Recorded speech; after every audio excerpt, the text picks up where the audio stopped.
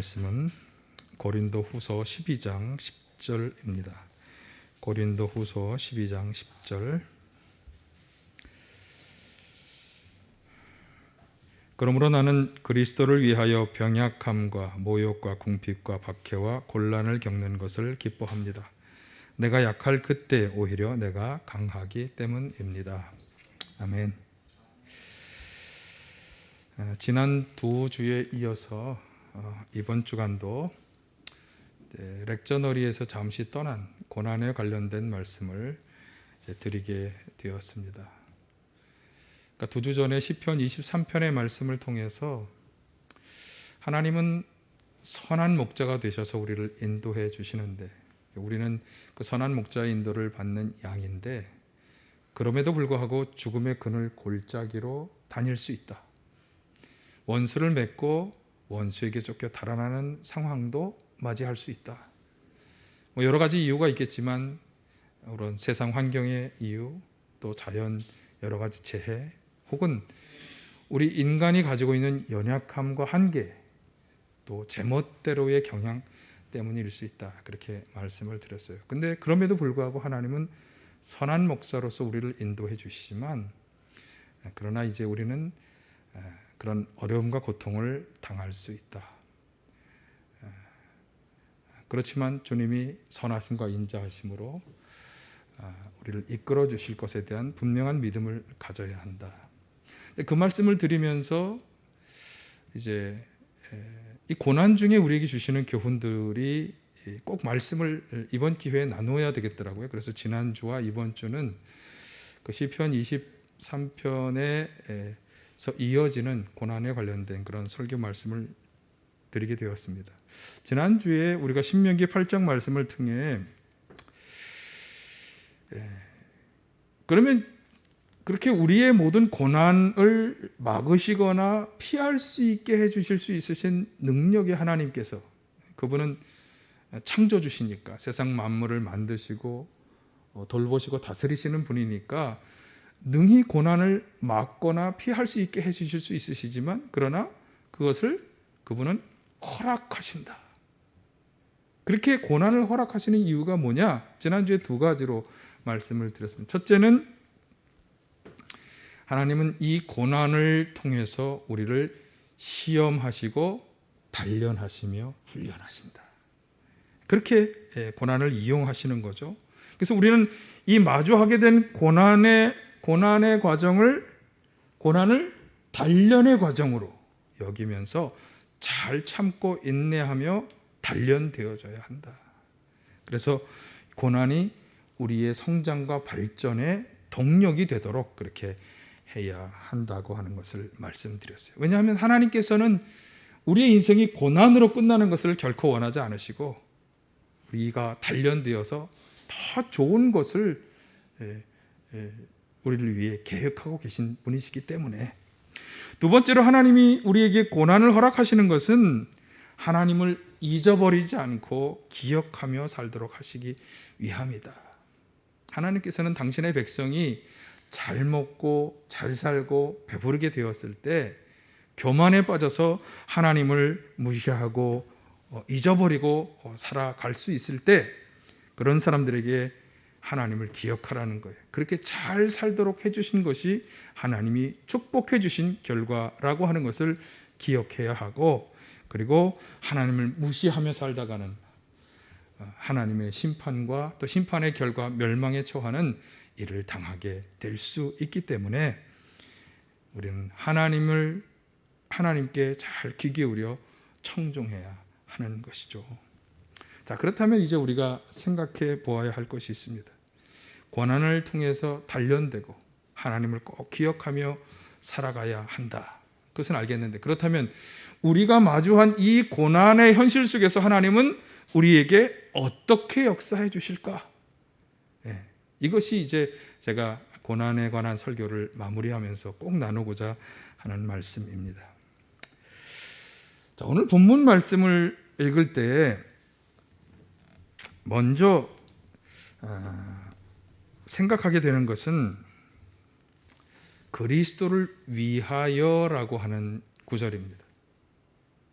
그래서 우리가 지금 겪고 있는 이 고난과 어려움들이 무엇을 위한 것이냐? 우리는 먼저 이것을 잘 점검해 보아야 합니다. 그러니까 이것이 그리스도와 연관하여 그리스도를 위하여 살아가는 과정에서 겪게 되는 고난과 어려움이냐? 아니면 그리스도나 교회와는 아무런 상관도 없이 일상적인 삶에서 그냥 겪게 되는 그런 고난이냐 하는 것을 우리가 잘 살펴보아야 한다고 하는 거죠. 그러니까 그리스도인으로 살기 위해서, 이 말은 이제 그리스도께서, 하나님께서 또 예수님께서 우리에게 가르쳐주신 가르침대로 살아가기 위해서라든가, 아니면 예수님께서 그 제자들에게 주신 사명을 우리가 잘 감당하기 위해서 겪는 고난과 어려움이라면 오늘 본문의 말씀을 그대로 적용하면 될 것입니다. 그런데 그리스도와 교회와 아무 상관없이 겪게 되는 그런 고난이라면, 그러면 우리는 이 이야기가 별 의미가 없을 수도 있겠습니다. 자, 그런데 우리가 그리스도인이라고 하는 것을 생각해 보아야 합니다. 그리스도인이라고 하는 것은 그리스도를 따르는 사람이라고 하는 거죠. 그러니까 내가 그리스도인이라고 하는 정체성을 가지고 그리스도인으로서 살아가는 한 우리는 그리스도와 상관없는 삶을 살아갈 수는 없는 것이에요. 왜? 그리스도인으로서 그리스도의 정신에 부합하고 그리스도가 우리에게 요청하는 것대로 순종하며 삶을 살아갈 수밖에 없는 것이기 때문에, 이것이 진정한 그리스도인의 삶이기 때문에 우리는 그리스도와 연관하여 살아갈 수밖에 없다. 여러분, 바울 사도의 여기에 관한 치열한 고민을 잘 보여주고 있는 것이 빌립보서 3장 7에서 11절의 말씀입니다. 오늘 기도문, 빌립보서 기도문에도 이 내용들이 포함되어 있는데요.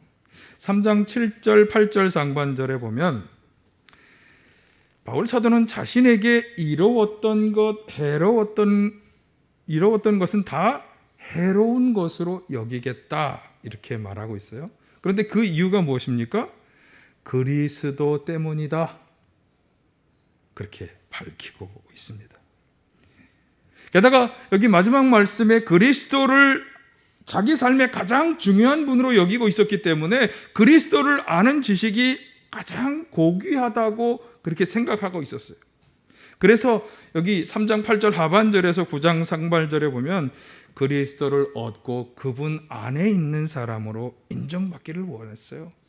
그래서 그것 때문에 그것에 방해가 된다고 생각하는 모든 것들, 즉 그가 그리스도와 아무 상관없이 살아가던 시절에 자신에게 이루었던 것, 그런 모든 것을 다 해로, 오물로 여기겠다, 지금 그렇게 말하고 있는 것입니다.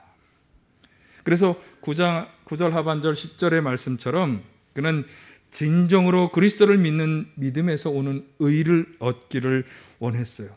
이것은 다시 말하면 하나님께로부터 오는 의죠.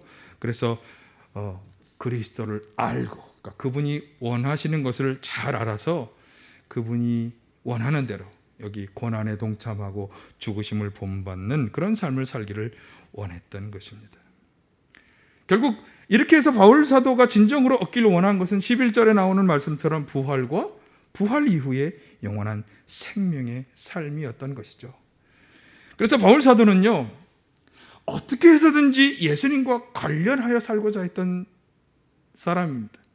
그리스도 안에 있는 사람으로 인정받으려고 했고 그리스도를 본받아 살아가기를 원했어요. 그래서 그렇게 살아가는 자에게 주시는 부활, 그리고 부활 이후에 영원한 생명의 삶을 얻기를 소원했던 거예요. 바로 저는 이것이 우리 예수님을 믿고 섬기며 따라 살아가는 우리 그리스도인들의 마음이요 삶이어야 한다, 그런 확신을 가집니다. 그런 우리 모두가 되시길 간절히 바랍니다. 그런데 분명한 것은 이렇게 예수님과 관련하여 살아가려고 할 때에도 오늘 우리의 삶의 현장에서는 고통과 고난을 겪을 수 있다라고 하는 것입니다. 특별히 그리스도를 위에서 살아가려 할 때 더 그렇다고 하는 거죠. 그래서 그리스도와 함께 살아가기 위해서 혹은 그리스도를 위하여 살아가기 위해서 우리는 고난을 겪을 수 있다. 이것을 꼭 기억하시기를 바라고요.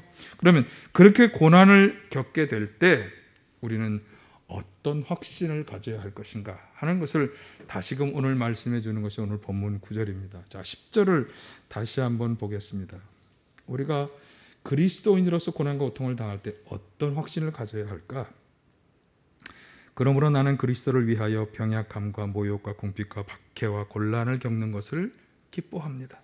내가 약할 그때 오히려 내가 강하기 때문입니다. 그리스도인으로서 경험하게 되는 병약함, 모욕, 궁핍, 박해, 곤란 겪는 것, 이런 것들을 다 자신의 약함이라고 고백하지만 그런데 그 약함이 오히려 자신을 강하게 할 것이라고 하는 분명한 확신을 보여주는 구절입니다. 여러분, 이 구절에 대해서 여러분이 기존에 가지고 있던 생각을 잠시 내려놓고 한번 이 말씀에 귀 기울여 보시기를 바라요. 모든 약함들이 나에게 있지만 그러나 그 약함들이 오히려 나를 강하게 할 것이다, 이런 확신을 가지고 있기 때문에 바울 사도는 그런 약함에 처해서도 기뻐할 수 있다고 말했던 거예요. 자, 그러면 왜 어떻게 그런 확신을 가질 수 있는 것일까? 어떻게 그렇게 약함들이 자신의 강함이 될 거라고 하는 확신을 가질 수 있었을까? 궁금하죠. 우리가 당하는 이 고난 중에서 내가 참 약함을 경험하고 있는데 어떻게 그것이 강함이 될까? 자, 9절 하반절에서 그 이유를 이렇게 설명했어요. 그리스도의 능력이 내게 머무르게 하기 위하여 나는 더욱더 기쁜 마음으로 내 약점들을 자랑하려고 합니다. 자, 이 말씀을 잘 이해해야 돼요. 약점을 자랑하는 게 그리스도의 능력이 머무르게 하는 그런 이유가 된다는 게 아니에요. 앞에서 열거했던 그런 연약함, 약함, 약점들이 바로 그리스도의 능력이 자신에게 머무르게 되었던 결정적인 요인들이었다라고 하는 것입니다. 다시 말해서 그런 자신의 약점과 약함들 때문에 그리스도의 능력이 자신에게 머무르는 것을 그가 경험하게 되었다고 하는 그런 고백입니다. 바울 사도는 이것에 대해서 자신이 직접 예수님께 들은 말씀을 이렇게 소개하고 있습니다. 9절 상반절, 주님께서 내게 이렇게 말씀하셨습니다. 내 은혜가 내게 족하다. 내 능력은 약한 데서 완전하게 된다. 자, 여기 앞에 내 은혜가 내게 족하다, 이것은 이제 좀 이따 설명하겠습니다만 바울 사도가 경험했던 가시의 문제 때문인데, 자, 중요한 것은 이 말씀이에요. 내 능력은 약한 데서 완전하게 된다. 자, 예수님의 이 말씀에서 우리가 잘 주목해야 하는 키워드는 세 가지입니다. 능력, 약함, 완전히. 예수님의 능력이 우리의 약함을 통해서 완전함을 드러내신다라고 하는 그런 말씀이에요. 여러분, 우리는 연약한 존재입니다. 세상 환경에 너무나 쉽게 휘둘리고요. 자연재해 등에 너무나 취약합니다. 태풍, 여러분 이번에 경험한 태풍, 우리나라는 쉽게 지나갔습니다만 중국의 정저우와 같은 곳에 1시간에 200mm 이상의 비가 내렸다 그래요. 어떤 기상학자가 만약 이 비가 한반도에 내렸을 때 우리나라의 모든 기능은 다 마비되었을 거라 그러더라고요. 그렇게 엄청난, 도저히 우리가 상상할 수도 없는 일들을 우리는 어떻게 감당할 수가 없는 거예요. 홍수, 가뭄, 무더위. 여러분 요즘 얼마나 덥습니까? 예. 우리가 어떻게 할 수가 없어요. 코로나 바이러스, 당연한 것이죠. 우리 주변에서 이렇게 우리가 얼마나 연약한 존재냐 하는 것은 아주 너무나 많은 예들이 찾아볼 수 있습니다. 자, 그렇다면 이런 우리 연약함과 비교해서 예수님의 능력은 어떠할까요? 일단 예수님은 하나님의 아들이시죠. 이 세상을 구원할 메시아로 보내져 오신 분이에요. 그 예수님의 능력의 원천은 하나님이세요. 그분을 이 세상에 보내신 분이 그분의 능력의 원천이에요. 성경은 분명히 세상 만물을 창조하시고 다스리고 돌보시는 그 하나님께서 예수님과 함께 하시며 성령과 능력을 부어주셨다. 자, 보실까요? 사도행전 10장 38절이 그것을 증언하는 아주 대표적인 본문입니다. 하나님께서 나사렛 예수에게 성령과 능력을 부어주셨습니다. 이 예수는 두루 다니시며 선한 일을 행하시고 마귀에게 억눌린 사람들을 고쳐주셨습니다. 그것은 하나님께서 그와 함께 하셨기 때문입니다. 예수님께서 공생의 기간 동안 그렇게 수많은 병자를 치료하고 귀신을 쫓아내시고 고쳐주신 이 사건들이 예수님이 어떤 능력의 분이신가 하는 것을 잘 보여줍니다. 이런 능력의 예수님께서 두루 다니시며 복음을 전하시고 수많은 사람을 고치시고 치료해 주신 것이죠. 자, 그런데 오늘 본문에서 바울 사도는 바로 그 예수님의 놀라운 능력이 무엇을 통해서? 바로 자신의 연약함을 통해서 완전하게 드러나게 되었다. 그러니까 바울 자신의 그 연약함들은 주님의 능력의 통로가 되었다. 예. 그래서 자신은 연약하지만 강하다, 그렇게 얘기하고 있는 거예요. 물론 그가 그렇게 될 수 있었던 중요한 이유가 있습니다. 앞에 소개해드렸습니다만 바울 사도는 어떤 분입니까? 예수 그리스도를 얻고 그분 안에 있는 사람으로 인정받기를 원했어요. 그래서 그리스도를 위해 기꺼이 고난과 죽으심을 본받으려 했다고 말하고 있잖아요. 그런 사람이었기 때문에 하나님께서는 이렇게 약함 중에 자신의 능력을 나타내시는 귀한 역사를 그에게 행하여 주신 것입니다. 약함 중에 자신의 능력을 나타내시는 역사. 저는 지난주에 굉장히 큰 울림을 주는 찬양이 있었는데, 사람의 끝은 하나님의 시작이라고 하는 찬양이에요. 오늘 다시 한번 이 찬양을, 오늘 설교와 굉장히 잘 매치가 되는 찬양이기 때문에 다시 한번 이 동영상으로 사람의 끝은 하나님의 시작, 이 찬양을 함께 보시도록 하겠습니다.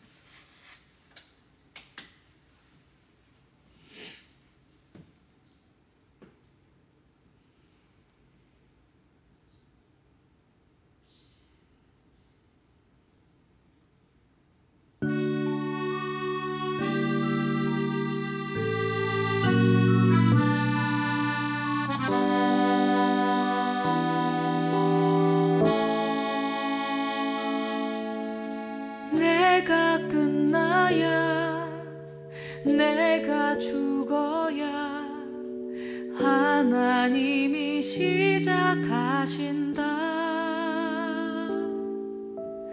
내가 깨져야, 내가 무너져야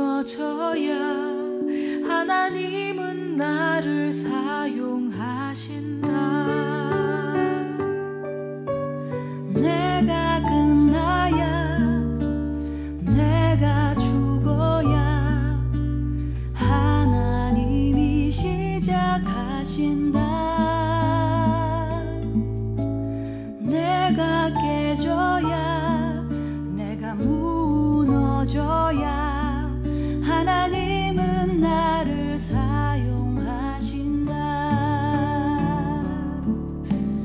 나의 모든 실패가 하나님의 승리가 되고, 나의 모든 절망이 하나님의 소망이 된다. 내가 끝나야, 내가 죽어야 하나님이 시작하신다. 내가 깨져야, 내가 무너져야 하나님은 나를 사용하신다. 네, 여기까지만 보실까요?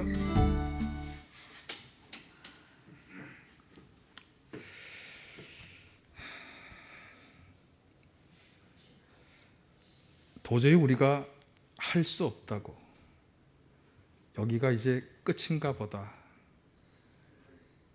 나는 실패했다. 다시 일어날 수 없다. 포기하고 내려놓는 그 시점에서 하나님이 일하시기 시작하셨다. 사실 이런 사례는 성경에서 굉장히 많이 나옵니다. 여러분 잘 아시는 믿음의 조상 아브라함과 사라의 경우도 그랬고요. 또 거인 골리앗과 싸운 소년 다윗의 경우도 그랬죠. 또 기드온의 300용사 이야기도 그러합니다. 그리고 삼손의 이야기도 그렇습니다. 그들은 다 참 어렵고 불가능해 보이는 현실을 마주했어요. 도저히 인간의 힘으로 가능하지 않다고 여기고 포기하려고 하는 그 순간에, 모든 것이 다 끝났다고 생각하는 그 순간에 하나님은 그들을 통해 일하기 시작하셨습니다. 사라의 나이 90세, 그 정도 나이면 여자로서의 자녀 생산 능력이 다 끝났을 그때 하나님은 그녀로 하여금 그 이스라엘의 장손이 되는 이삭을 낳도록 하셨잖아요. 또 소년 다윗, 여러분 적장 3m가 넘는 거인 적장과 맞서 싸울 사람이 없어서 이제 다 포기하고 절망 가운데 빠져있는 이스라엘 군대 가운데 하나님은 소년 다윗을 통해 그의 조약돌과 무림매를 가지고 그 싸움에서 승리하도록 역사하셨어요. 기드온의 300용사 이야기도 대단합니다. 여러분 10만 대군이 넘는 정말 시커멓게 몰려오는 대군들을 마주했을 때 하나님은 300명만을 추려서 나아가도록 하셨어요. 여러분 300명과 10만 대군, 300명과 3,000명도 엄청난 일인데, 그런데 하나님은 이 싸움은 누구의 싸움이야? 나의 싸움이야 선언하시고 그 가운데 역사하셨어요. 삼손, 그는 처음에 놀라운 능력을 발휘했지만 그 능력의 원인이 되는 머리를 다 잘려버리고 힘없는 사람이었어요. 그러나 그가 간절히 하나님께 부르짖었을 때 하나님은 최후의 힘을 그에게 주셔서 거기 모인 사람들을 다 죽일 수 있는 힘을 그에게 허락해 주셨어요. 모두가 다 사람의 힘으로는 감당할 수 없는 불가능한 일들이었어요. 도저히 할 수 없다고 포기하고 절망 가운데 빠질 수밖에 없는 그 현실 속에서 하나님은 드디어 그들과 일하시기 시작하셨어요. 능력을 주셨고 놀라운 승리 역사를 이루게 하신 것이죠. 여러분 이게 바로 우리의 약함을 통해 하나님의 능력의 완전함을 드러내시는 그런 역사인 줄로 믿습니다. 하나님은 이 우리의 고난의 현실 가운데 이렇게 역사해 주실 줄 믿습니다. 오늘 우리가 고린도후서 12장 10절만을 본문으로 보았습니다만 사실 이 이야기는 12장 1절에서 10절에 나오는 단락의 이제 결론 부분이고요. 좀 더 확장해 본다면 11장부터 시작되는 이야기의 이제 결론 부분입니다. 11장에 보면 바울 사도는 자신이 전하지 않은 것을 전하면서 자신들을 내세우고 자랑하는 사람들, 그런 사람들과 이제 맞서는 것을 우리가 보게 되는데, 그래서 바울 사도는 그들을 육신의 일을 자랑하는 사람들이다 이렇게 정의하면서 자신도 그렇게 육신의 일을 자랑할 수 있다 그러면서 이제 자신의 출신지를 밝히면서 자신이 얼마나 유대 사람으로서 이렇게 인정받을 만한 사람인지를 그렇게 밝히기도 했어요. 그러나 바울 사도는 자신이 진정으로 자랑하라는 것은 그게 아니다. 11장 30절에서 이렇게 말합니다.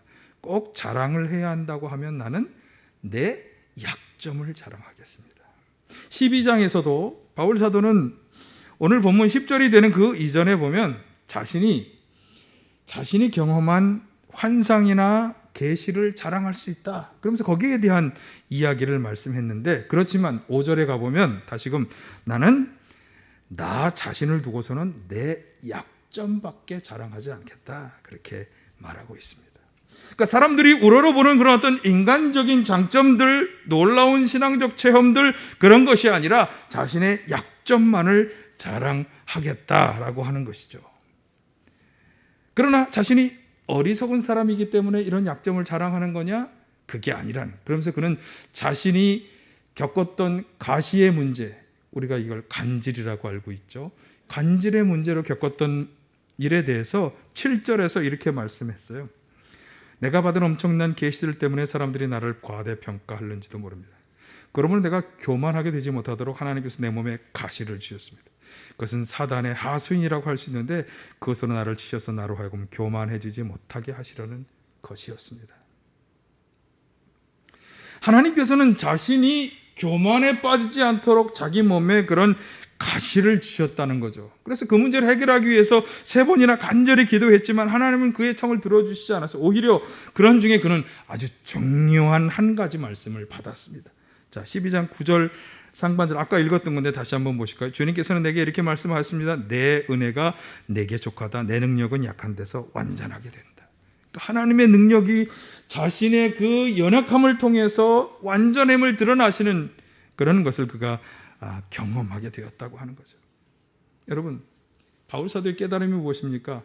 내가 연약하기 때문에 오히려 주님의 그 놀라운 능력이 자신에게 임하고 머물게 되었다. 이 깨달음이 바울 사도는 오히려 자신의 병약한 모욕, 궁핍, 박해 등을 자랑하고 기뻐할 수 있게 한 거죠. 그래서 마지막 고백이 그거잖아요. 내가 이렇게 약하기 때문에 나는 강합니다. 참 역설적인 말씀이죠. 그러나 놀라운 진리를 분명히 말씀해주고 있습니다. 여러분, 우리가 분명히 알아야 합니다. 능력은 다른 데서 오는 것이 아니라 하나님으로부터만 오는 것입니다. 우리가 쌓아왔던 그동안의 학식이나 지식과 경험, 내가 가진 어떤 육체적인 어떤 재능, 건강함, 그런 것으로부터 능력이 생겨나는 게 아니에요. 참된 능력은 살아계서 역사하시는 하나님으로부터만 오는 것입니다. 그래서 우리는 그 능력의 하나님을 의지하고 하나님과 함께하는 사람이 되어야 하는 것입니다. 내가 하나님을 의지하고 하나님을 바라보며 살아가는 것은 어떤 때 가능한 걸까요? 사실은 그래서 이 바울 사도에게 가시의 문제를 주신 것입니다. 우리에게 다가온 고난의 문제도 이런 측면에서 생각해 볼 필요가 있는 거예요. 우리가 언제 하나님을 의지하고 하나님을 바라보게 될까요? 내가 약하다고 느낄 때, 내가 아무것도 할 수 없는 연약한 존재라고 하는 것을 느낄 때 우리는 온전히 하나님을 바라보며 의지하며 나아가게 되는 것입니다. 바울 사도는 육체의 가시 문제를 통해 그것을 깨달은 거예요. 그래서 여러분, 자, 한번 보실까요? 내가 참으로 약한 존재라고 하는 것을 깨닫고 능력의 하나님만을 의지하고 바라보는 것, 이게 바로 하나님의 능력이 임하고 역사하시게 되는 중요한 요건입니다. 그러니까 내가 진짜 어렵고 힘들고 어려운 처지에 빠졌기 때문에 이렇게 생각할 수도 있고요. 그런 것과 상관없이 나의 처지가 여기 가난함이든 부유함이든 그런 것과도 상관없이 그저 나는 연약한 존재라는 것을 실제적으로 깨닫고 하나님을 의지할 때 하나님이 우리 가운데 역사하시는 중요한 그런 조건이 되는 것입니다. 여러분, 하나님만을 절대적으로 바라보며 의지하며 나아가시기를 바랍니다. 그럴 때 우리의 연약한 환경들은 하나님의 능력의 역사가 나타나는 최상의 환경이 되는 것입니다. 생각해 보세요. 창조주 하나님 앞에서 우리가 육신적으로 가지고 있거나 또 가지지 못한 것, 이런 것은 아무것도 아닙니다. 진실로 강하시고 능력 있으신 분은 하나님뿐이시고 그분으로부터 보냄을 받아 성령과 능력을 받으신 예수님뿐이신 거예요. 그래서 우리에게 요청되고 필요한 자세는 우리가 지금 어떤 처지에 있든지 그것이 환난이든 혹은 부유함이든 상관하지 않고 절대적으로 하나님만 의지하고 바라보며 나아가는 것입니다. 우리가 겸손히 하나님을 찾고 그 능력을 절대적으로 의지할 때 하나님께서는 우리를 통해 특별히 우리의 연약함들을 통해 당신의 능력의 역사를 이루실 것이기 때문입니다. 여러분, 이 고난의 계절에 예수님과 함께 혹은 예수님을 위하여 그리스도인으로서 살아가시기를 간절히 축원합니다. 그리스도와 상관없는 삶이 아니라 그리스도와 연결된 삶을 살아가시기를 바라고요. 내가 가진 이 연약함들이 하나님의 능력이 나타나는 통로가 될 것이다. 이 확신을 가지고 담대히 나아가시기를 바랍니다. 그래서 이 연약함들을 통해 역사하시는 그 하나님의 은혜를 체험하고 증거하며 살아가시기를 간절히 축원합니다. 우리가